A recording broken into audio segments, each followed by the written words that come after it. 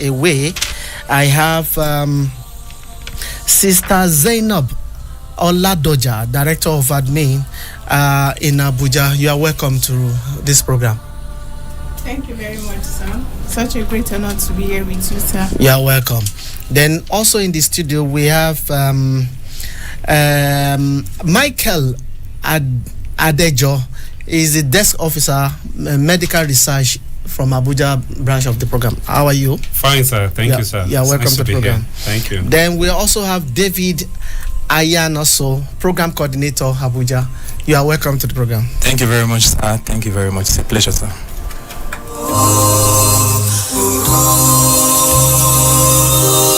Assalamu alaikum, everyone. This is Brother Mazain. For my latest news and updates, join me on Facebook, follow me on Twitter.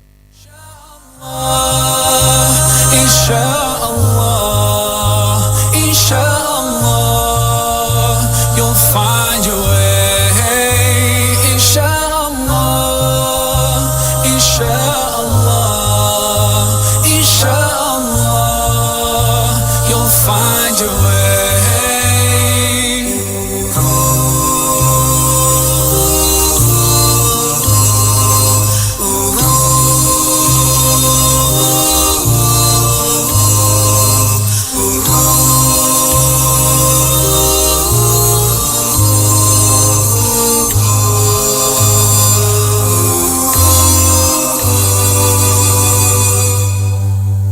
Turn to Allah,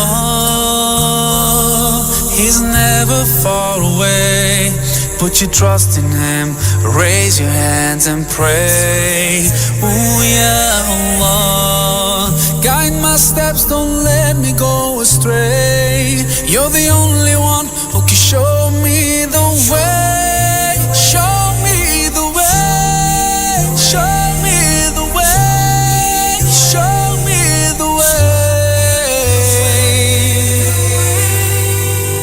Inshallah, inshallah, inshallah, you'll find our way.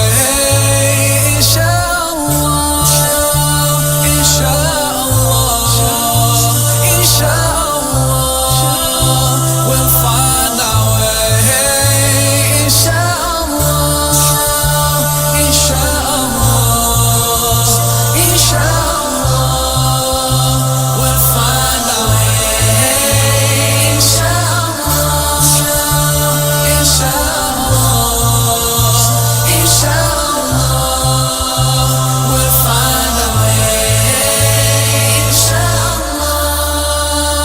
inshallah, inshallah. Yes, Islam places high emphasis on helping the poor and vulnerable.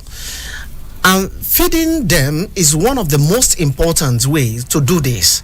In fact, it is considered to be one of the greatest acts of worship. There are many verses in the Quran that Allah encourages Muslims to feed the hungry, including and feed with food the poor and orphans and the captives for the sake of Allah, saying, we feed you for the sake of Allah only. We wish for no reward, nor thank you. That's Quran 76 verse 8 to 9. And Allah give food in spite of their love for it to the poor, the orphan, and the captives. You can also get that Quran 76 verse 8. And establish regular prayer and give regular charity and obey the messenger so that you may be shown mercy. That's Quran 24 verse 56. The Prophet also encouraged the Muslim to feed the hungry by saying, whoever feed a hungry person, Allah will feed him on the day of judgment. That hadith was reported by Tirmidhi. And he said the best food is that which is eaten by many people. That's also reported by Bukhari. The one who feeds a hungry Muslim, Allah will feed him from his fruits from paradise. That hadith was reported by Muslims. In addition to these religion texts, there are many practical reasons why feeding the hungry is also important. It helps to improve people's health and well-being, reduce hunger and poverty, and promote social cohesion. It also helps to reduce crime and violence and create a more just and equitable society. That is the center of our discussion today. And never lose hope, 'cause Allah is always by your side. Inshallah, inshallah, inshallah, you'll find your way. Inshallah, inshallah, inshallah, you'll find your way. Every time you commit one more mistake, you feel you can't repent and that it's way too late. You're so confused, wrong decisions you have made haunt your mind and your heart is full of shame. But don't despair and never lose hope, 'cause Allah is always by your side. Along with feeling on from Inshallah, you'll find your way. Inshallah, inshallah, inshallah, you'll find your way.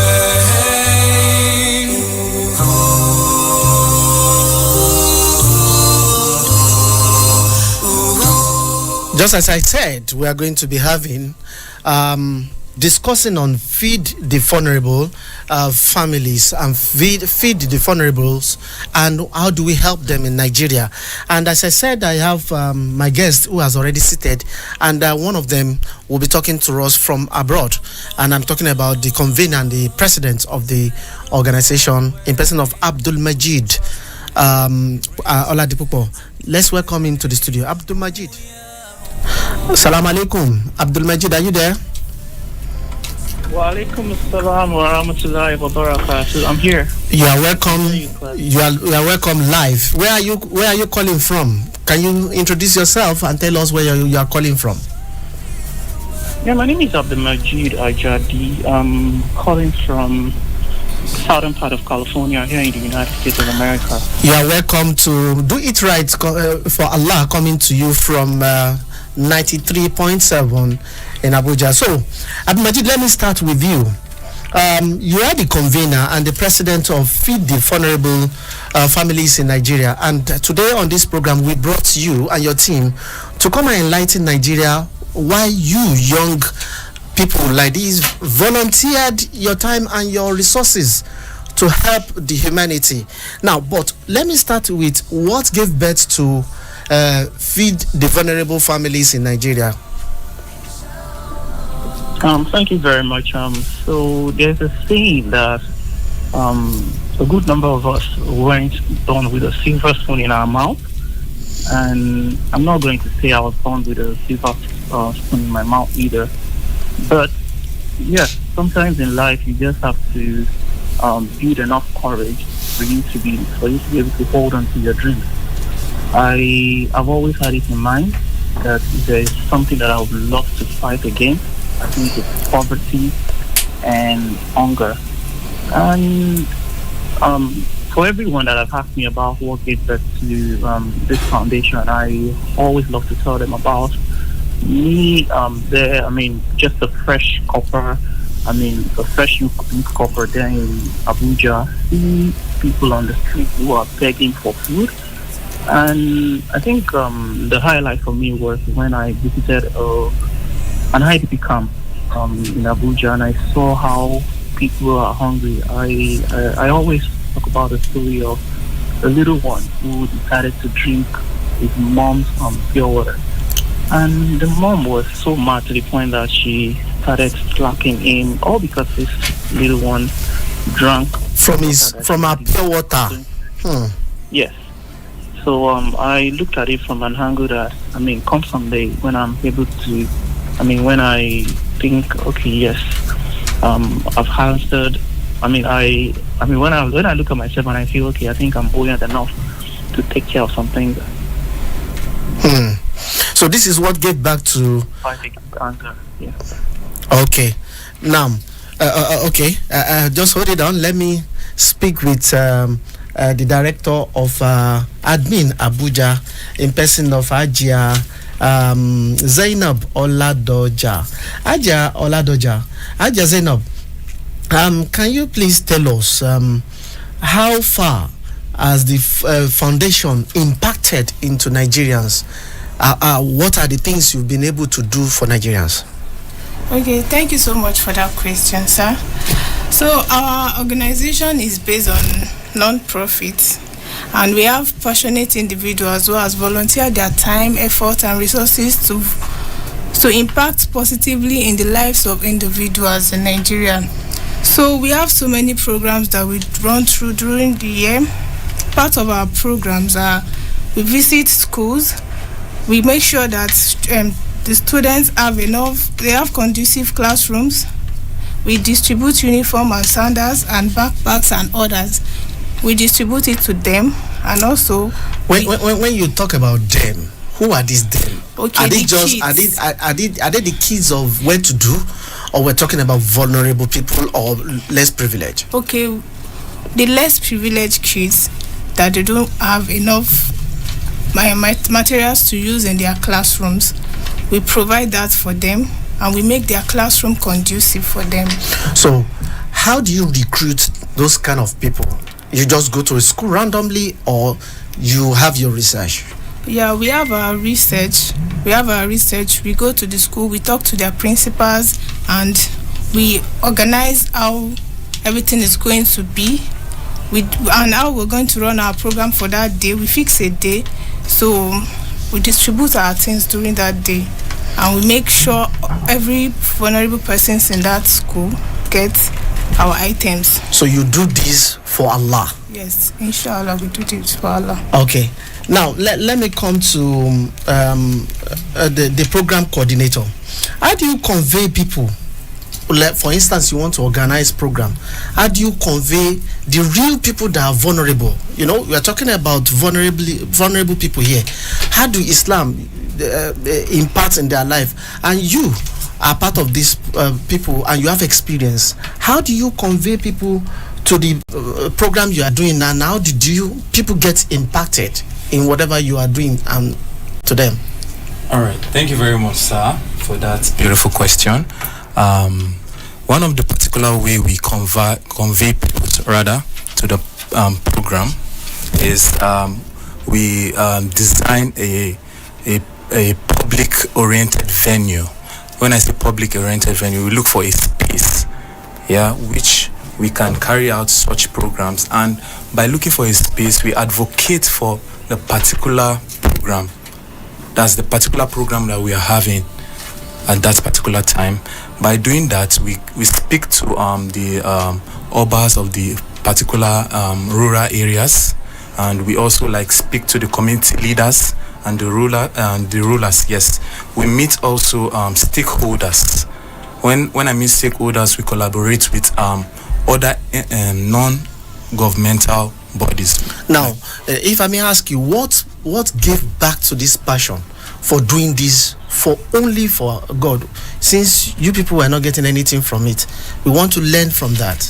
Okay. What really gave back to this passion? We like the name implies, feed the vulnerable. There are so many vulnerable people out there. There are people who can't afford social amenities.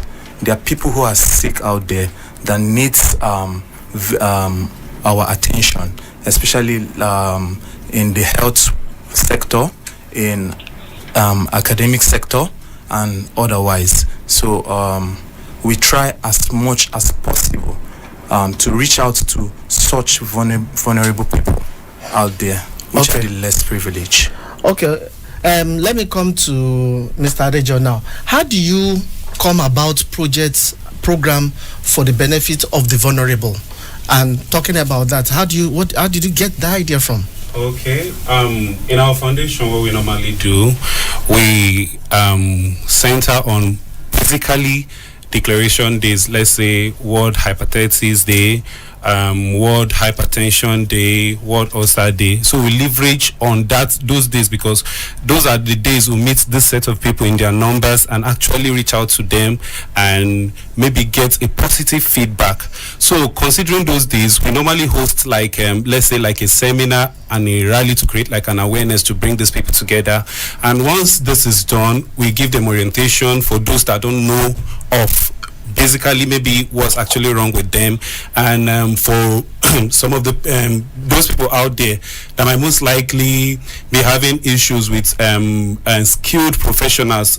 When I'm talking of skilled professionals, I mean healthcare professionals that can actually maybe prescribe these drugs or maybe guide these patients through all the stages. They might lack it. So what we normally do is to employ maybe like healthcare professional experts, so who we most likely carry out this program and reach out to these guys. And then also we also make provision of drugs to most of these people out there that can't really afford this drug. So that's a way we can actually reach out to these people. Yes. I quickly, let's move to Abdul Majid in outside the country. Abdul Majid, are you there? Yeah, I'm here. So, Abdul Majid, now we are looking at vulnerable people, that the way Islam said we should contribute to their life. And you people are young people and you are volunteering your life, your resources to do this. Now, how do you maintain your relationship with your collaborators and the vulnerable people you have imparted, that have benefited from you? How did you maintain that relationship? Is it when you just get them, you leave them with whatever you do them for them at that time, and you go your way and look for another people another time? Okay, so I'm just going to quickly run perspective. So can you speak a little bit louder, please? Can you hear me now? Yes, I can hear you.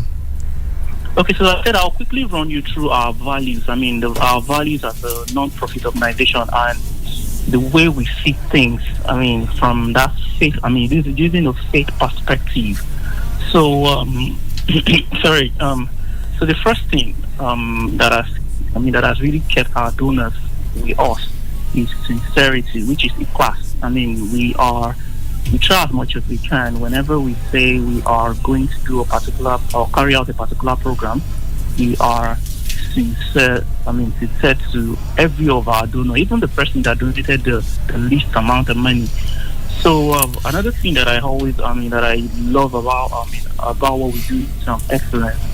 So we are not going to say because we are going out there to give aid to the most vulnerable people, then what we're going to give to them is something that they would look at and be like, okay, because they've seen us this way, that's why they are handing us something like this. So another thing that one of our core values is also compassion. That is rahma.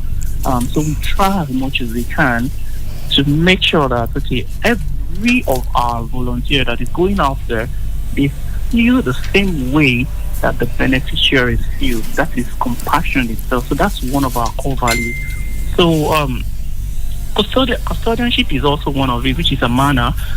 We try as much as we can to make sure that every resources or everything that is handed to us and to the vulnerable population out there, we deliver them just as the donors. Just like the donors are told us to. Then I'll quickly mention this, that a good number of our donors that have been with us over the years, they usually visit our pages to see. Oh, okay, Abdul Majid. Let's do this. Abdul Majid, can you hear me? I can yes. Hear you. Can you hear me? Now, I want to know what passion that gave birth to this. You know, why your organization that attracted me to do this is that I saw majority of you are youth and young in nature. What passion that drives you to this? Like I said, the major thing that drives me into doing this is just my compassion for those that are struggling out there. I mean, the way I feel when I see someone on the street who is homeless or displaced, that's still the same thing that I think has been driving, I mean, this foundation from the very start to date. I think it's just that feeling that if I do not assist this person, who will? So that's one of the things that keeps driving me. Like, okay, yes, I mean, I cannot imagine seeing someone out there that does not have something to eat, or I have a kid out there that does not have the right items for them to be able to succeed. So those are like, I mean, some of the reasons why we're still here. I know, I mean, with the support that we get from a lot of our donors, that's one of the, that's another reason why we're still here. Okay. But every day, myself and my team, we just try as much as we can to see how we can make life better for the most vulnerable populations in the country. How we can make life better for the most vulnerable people is what Islam has already taught us, and you are carrying it out. Let me come to Ajia Zainab. Now, you do this for the sake of Allah, or you have any motive behind doing this? And is it only in Abuja, or do you have elsewhere doing it? And how do you want to encourage other organizations in Nigeria to do this? Okay, so our teams are all over the state, all over 32 states in Nigeria. You mean you have 32 states? 32 states. Our volunteers are in 32 states in Nigeria, including the FCT, which is Abuja here. And also, we are doing what we are doing for passion and for the sake of humanity. We love what we are doing. That is why we volunteer our time, effort, and resources to make sure the life of people there are being impacted positively. Yes, sir. Now, let me start, Mr. Adejo. Let me start with Adejo. Adejo, we understand that you young one, your positive energy, you've concentrated it on the grabbing of the vulnerable people in Nigeria. Now, how will you want to address other youth in Nigeria who have the same energy, who have the same knowledge, who has the same passion, but they are not channeling it to something to help people, and they were rather running down the country? How will you want to appeal to them? Okay, thank you for that question. I would say in my own personal life, I am of this logo that, okay, put a smile on somebody's face. That's what I admonish for. I like a situation whereby somebody smile because of me. I like a situation where I affect somebody's life positively. I like a situation where I make impact in somebody's life because it will be referenced in future. I'm not actually saying that I'm doing it because I need the reference also, but then I'm doing it because of the passion I have for it and the reward I know God will reward me for it. So I'm calling out to youth out there, not just you, to everybody. If there's a way you can actually stretch out your hands of help towards reaching out to vulnerable people out there, please do, because you might not likely see the reward now here on earth. You might the reward might come someday, or anyhow the case might be, but then just be the reason why somebody smile. Thank you. Yes, Mr. David, how do you feel when you see yourself being part of the people that help people? What comes to your mind? What comes to your mind? What motivates you? All right. Thank you very much. My major passion, yes, for this job is putting a smile on people's face. It's beautiful when you see people smile, especially when when someone can't afford a particular, will I say, a meal or a particular material at that specific time.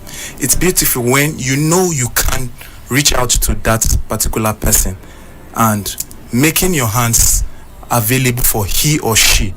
It might be the young, it might be the old, it might be even people in our families too. We're not just a team where we say feed the vulnerable, and we're just like a family. You understand? So we come like a family. We educate ourselves more on how we can give back to our society. the love we have. If you say you love your family, if you say you love yourself, you have to show it around, even to everyone around you. You are to be a channel of love, a channel of smile, a positive one. The youth out there, we have energy, we have time. Some of us have time, so we should please try to put our positive energy into work, making people smile. When you're making people smile, you're also making the government smile. So thank you very much. Yes, Mr. Abdulmajid, can you hear me? Are you there? Yeah, I'm here, sir. I'm very. You are a Nigerian. You are a Nigerian. You have used your energy to put people together to support people in your own way. How will you want to address or advise governments, the governance, the well-to-do people, and how do you want to advise individuals to put their resources to help these people? In fact, when you see some vulnerable people, you want, but you have no any other choice than to cry for them. So how do you want to encourage these people to have this same motive that you people, these young vibrant people you put together all over about 32 states, have to do this? Okay, before I forget, I want everybody that's listening to it to know that Feed the Vulnerable Family Foundation is a faith-inspired humanitarian and developmental non-governmental organization, and we work around the clock just to be able to transform the lives of some of the most vulnerable people in Nigeria. So, talking about how I want people to have that reason to support people, or have that reason to help people, I'll say that let us try as much as we can to put the card, our sadaqah, and even those little money into play. Try as much as we can. I know that yes, it's chaotic in the country and everyone is still trying to survive. But if we can decide on our own that okay, yes, let me just see how I can help one or two people out there, such that at least they have something to eat. There are people that are there in Abuja right now that they do not have anything.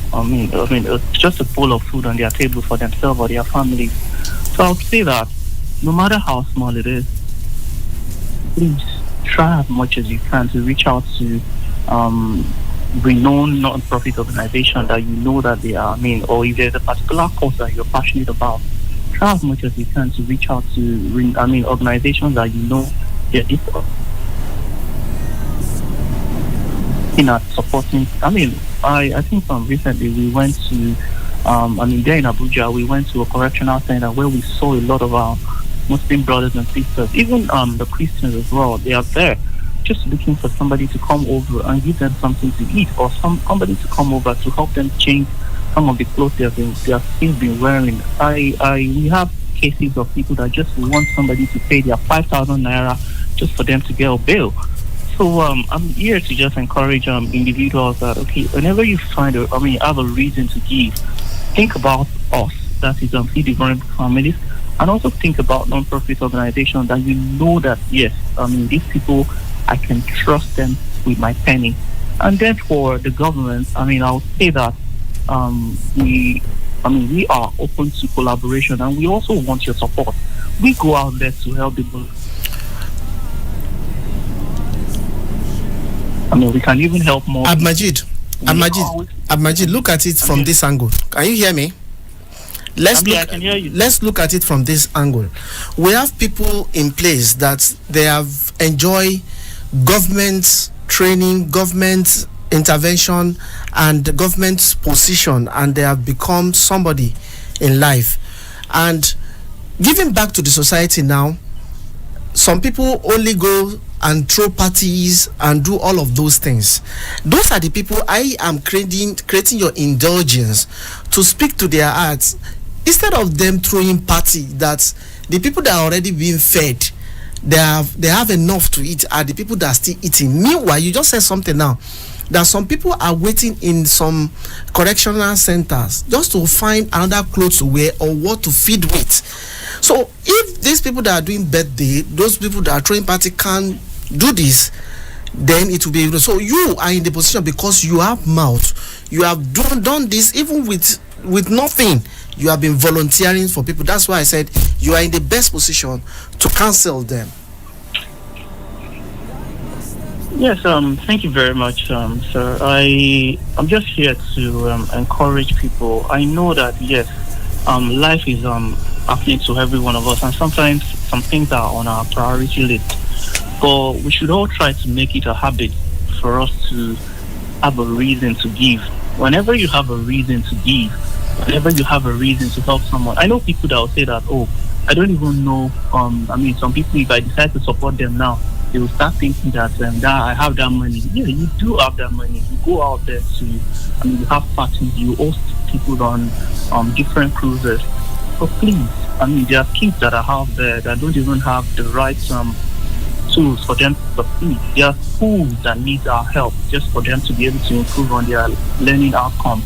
There's so many people in the correctional center, like I mentioned earlier, that just need somebody to pay their 10,000 naira just for them to get out of get their freedom. Yeah, just for them to get their freedom. There are widows that are out there that just need somebody to support them as far as just so they can. They are waiting for somebody to support them to be able to take care of their kids. There's so many orphans out there that you can actually decide to take up their welfare and say, okay, this boy, I'll make sure that I take care of them. And we have all those kind of programs. I do not want to start talking about every of our programs. Yes, right now. There's no avenue for that. Now, okay, yeah. Amaji, let me hold you there. Let me come to everybody that is in the studio here. Now, this question, I'm still beckoning on the government. You see, there are some policies of government that governments roll out to attract youth and Nigerians. But some of these people that we are talking about today, that we are focusing on, which are vulnerable people, they may not have phone, they may not have radio, they are just living their life from mouth to sleep and the rest. How will you people, one after the other, want to advise government to push concentration on this kind of people to bring them into their policy so that they can also be beneficial? Let's start with you, Mr. Ade. Thank you for that question. Well, in a way, I feel the way the government can actually reach out to these vulnerable people out there, because most of these vulnerable people are located in rural areas, and accessibility is like a problem. So I'm beckoning on the government to channel their energy towards knowing where these exact people are staying, create like a forum to actually reach them, just like the way we are coming up with something like this. So I'm actually beckoning on the government to reach out to these guys specifically from their access points where you can actually see them, because you might likely just maybe delegate somebody to actually go and distribute it, and the person might likely just swindle the whole thing, and then it won't get to the appropriate personnel. So I'm beckoning on the government to see through the whole situation, make this thing available for those people, try to reach out to those people, get to meet them, share love with them. These people, they need attention. Just go make them smile, put a smile on somebody's face. Believe you me, you'll be blessed by Allah and God. Thank you. Yes, Sister Zainab, how do you want to do that? Okay, additional to what you just said, I think the government should try and put up a program that will provide opportunity to reach out to these people, so that we can go to their places and make them have all these things they need, so that they can have access to these things, because most of them do not have phone, they don't have access to the internet. So I think it would be better to go directly to their place, to go to their communities and do outreaches for them and provide the essential things they need. Okay, let's go, Mr. David. Let's look at it from this angle, that some of these people, let's talk about health challenges. We're talking about people who have malaria. We're talking about the people that that are in the menopause and they're having challenges. We're talking about people that with diabetics, but they don't even understand what it is. They were just living and fear to to get themselves tested is there. They don't even have the opportunity to eat. How will you want to advise government based on advocacy to those people? All right, thank you very much, sir. My advice or my contribution to this question is we all know that the government are trying. They're trying their possible best for we, the Nigerians. That's why we also have some non-governmental bodies, which is the NGO.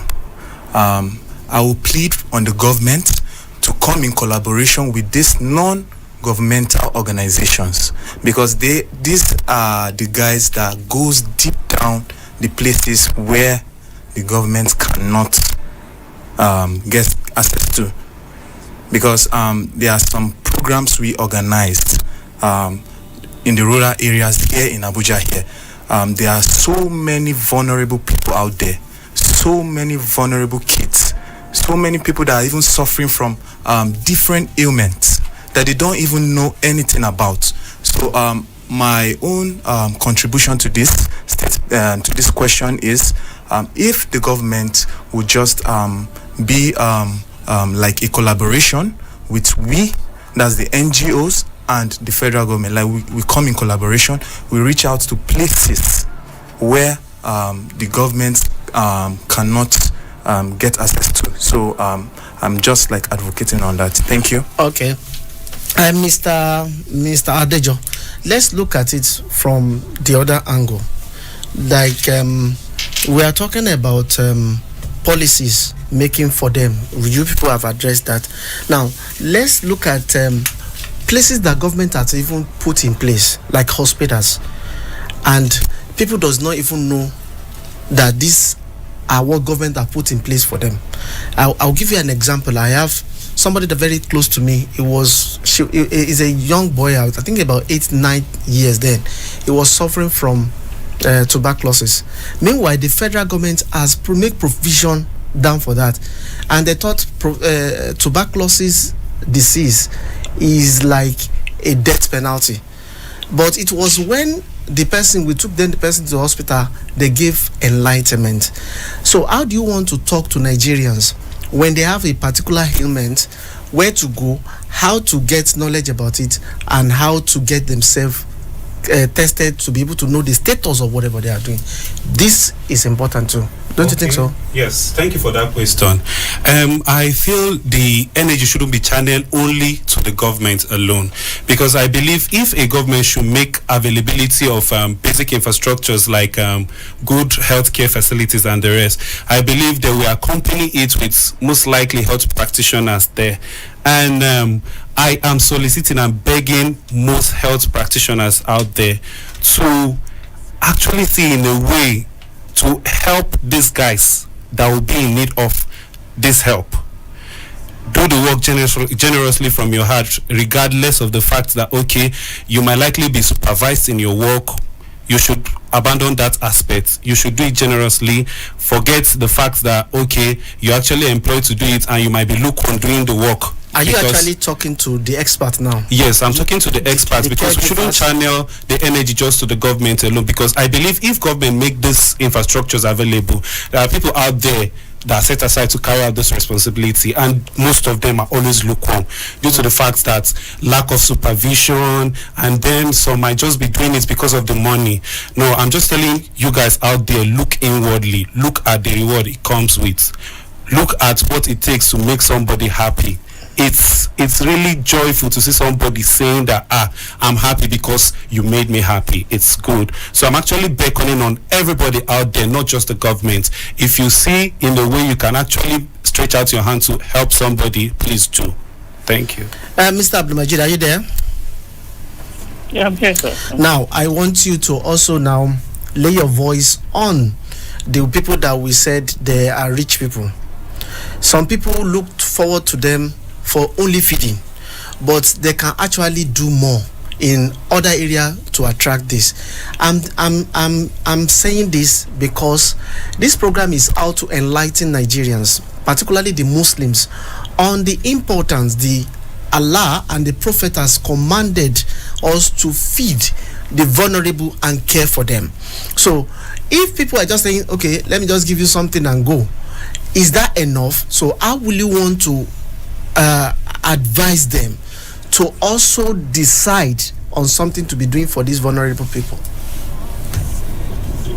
So I'd have to say that even Allah loves good deeds that we do. Can you please speak a little bit louder? Can you hear me now? Yes, I can hear you clearly. I said our God loves good deeds that we do consistently.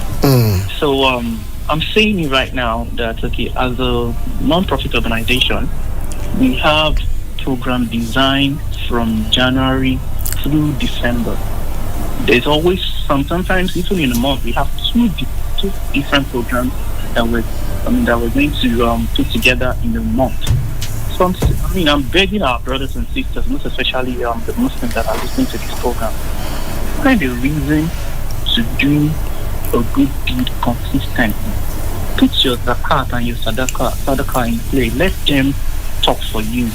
Don't say, oh, until I have 1 million naira, that's when I can do a good deed, or that's when I can reach out to this non-profit organization to help. Don't say until I'm full before you think about those that do not have something to eat. So I'm begging them to put their zakat and the sadaqah into play. Let them talk for them. Okay, I have 10,000 naira now. Let me reach out to this non-profit organization. Maybe they can see how they can help those that are behind the bars that need freedom. Oh, I have 5,000 naira now. Let me reach out to this non-profit organization and see maybe they can use it to feed a family out there. So I'm just here to beg everyone.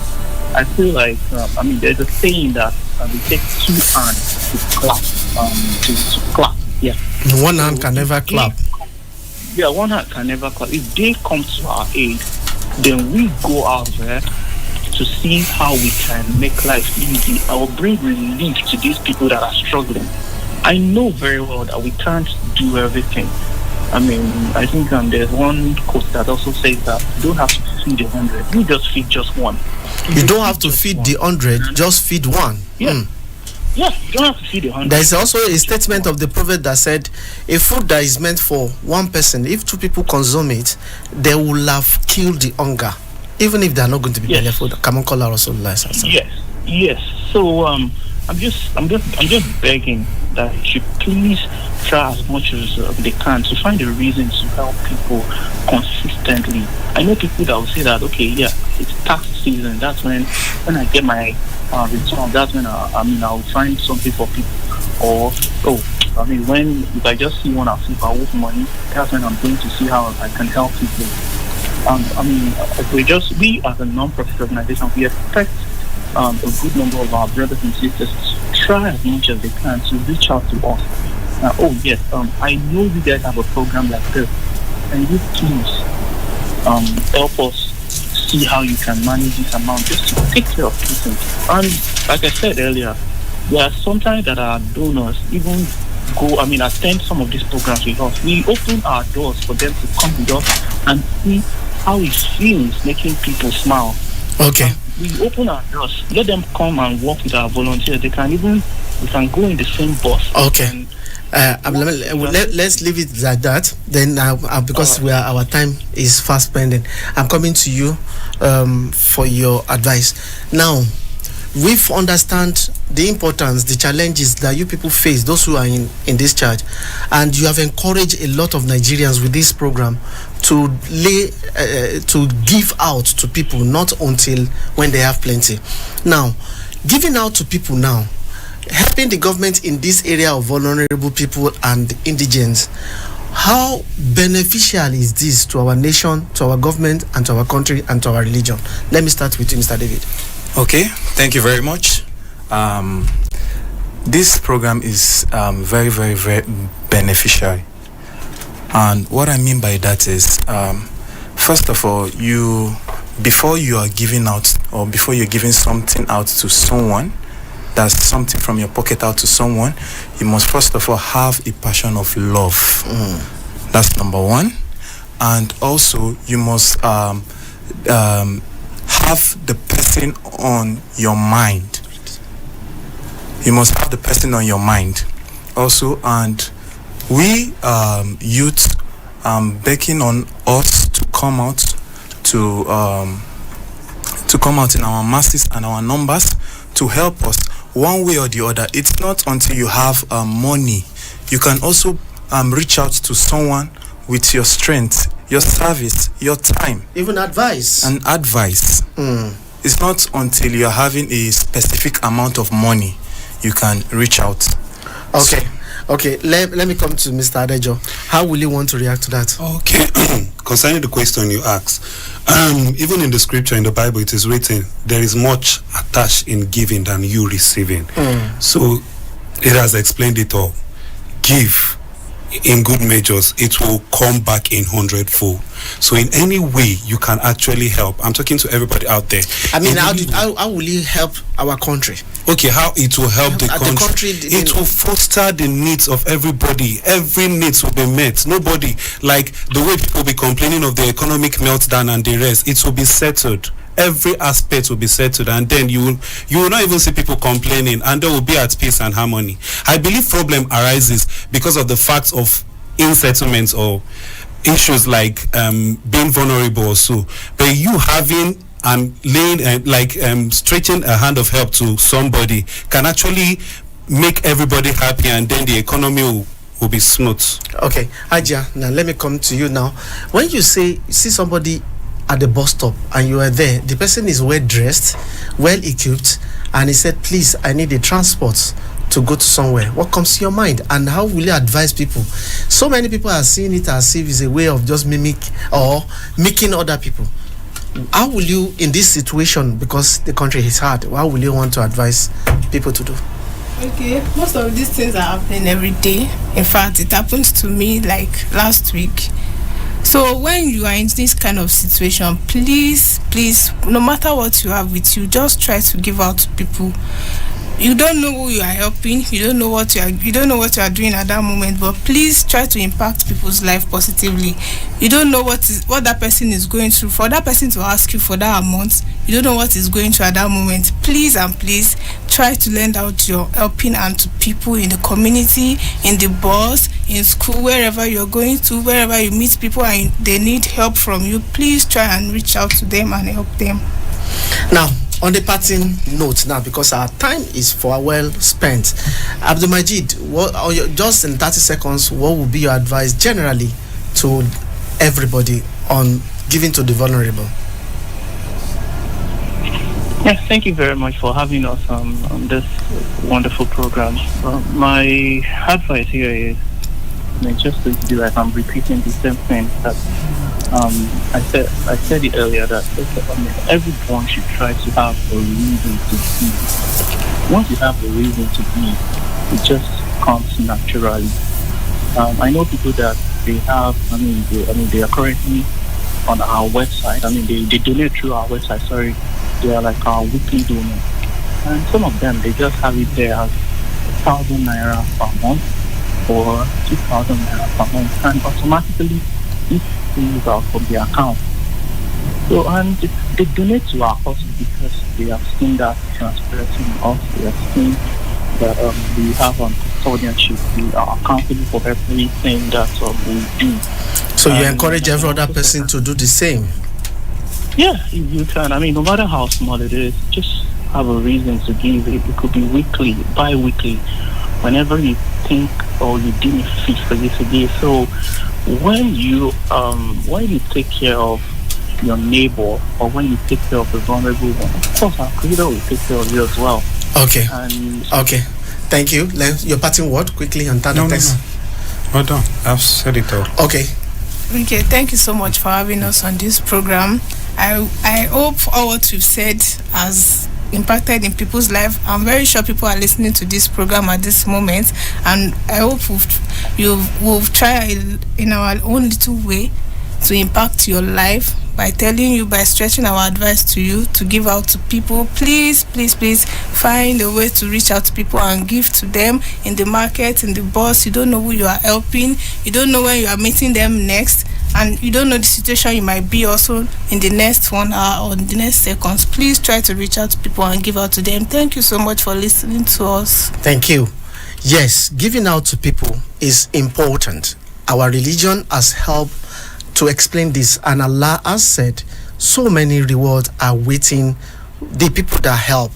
There are many ways we can feed the vulnerable. We can donate to food bank and charity. We can volunteer to be at kitchen to help them to walk. We can even host food and drive anything that is important to them. We can cook meal for the elderly and disabled. We can even teach people about nutrition and health career. These are ways we can help. This is a beautiful advice coming from our religion. This is what we believe that we can train. You can see these young people, the way they have volunteered their life, the way they have contributed their life, the way they have made things positive. This is much we can take on this program today. I want to thank all the contingents that come from the Feed the Vulnerable People family in Nigeria who are doing fantastic well. We thank you. We appreciate you on behalf of our station, on behalf of this program, and on behalf of our country. Thank you. May God be there for you. And listeners, you can join us for another episode of this program coming to you from the same station on next time when we come on your way, probably on Wednesday. And I remain your host, Okikiola Qasim. Till we meet again. Thank you. And your heart is